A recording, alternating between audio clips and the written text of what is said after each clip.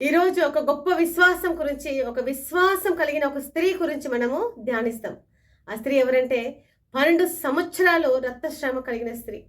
Mark సువార్త 5వ అధ్యాయము 25-34 వరకు, లూకా సువార్త 8వ అధ్యాయము 43-48 వరకు, మత్తయి సువార్త 9వ అధ్యాయము 20-22 వరకు మనం ధ్యానిస్తుంటే ఈ రక్తస్రావ స్త్రీ గురించి రాయబడి ఉంటది.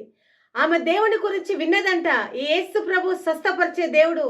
ఎలాంటి రోగమైనా ఆయన స్వస్థపరుస్తాడు. ఆయనకు అసాధ్యం అంటే ఏదియో లేదని విని ఆమె ఏం చేసిందంటే, మనం ఇలాంటి రోగాలతో ఆ సర్వోన్నతుడిని ముట్టకూడదు కదా అనుకొని భయంతో వీధితో ఆ వీధిలోకి వెళ్ళి అనేకమైన జన సమూహము దేవుణ్ణి వెంబడిస్తున్నది.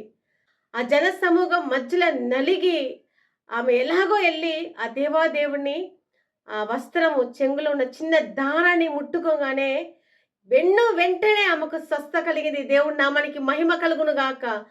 దేవాదేవుడు అక్కడ ఆగిపోయారు. ఎందుకంటే ఒక గొప్ప ప్రభావం నాలో నుంచి బయలుదేరి వెళ్ళింది. నన్ను ముట్టింది ఎవరని దేవుడు అడిగారు.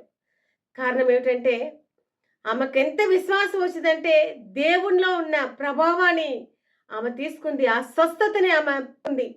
ఆ స్వస్థతని ఆమె పొందుకుంది.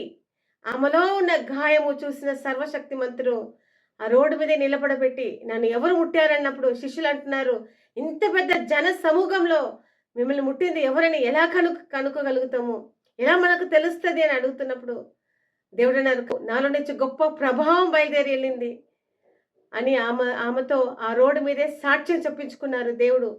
సాక్ష్యం చెప్పిన తర్వాత దేవుడు అంటారు, స్త్రీ నీ విశ్వాసం గొప్పది, స్వస్థ పొందుకున్నావు, సమాధానంతో వెళ్ళు, దేవునికి మహిమ కలుగును గాక. ఈరోజు నువ్వు స్వస్థ పొందుకోవాలంటే అటువంటి విశ్వాసం నీకు ఉందా? దేవుణ్ణి ఆకర్షించి ఆయన ప్రభావాన్ని నీలో రప్పించే ఆ నమ్మకం నీలో ఉందా? అలా ఉంటే దేవాదేవుడు ఆయన పొందిన గాయాల ద్వారా ఖచ్చితంగా నీకు ఎటువంటి వ్యాధి రోగమైనా ఇప్పుడే ఈ క్షణమే నీకు స్వస్థత ఇవ్వబోతున్నారు. యేసు నామంలో పొందుకో. God bless you. Praise the lord.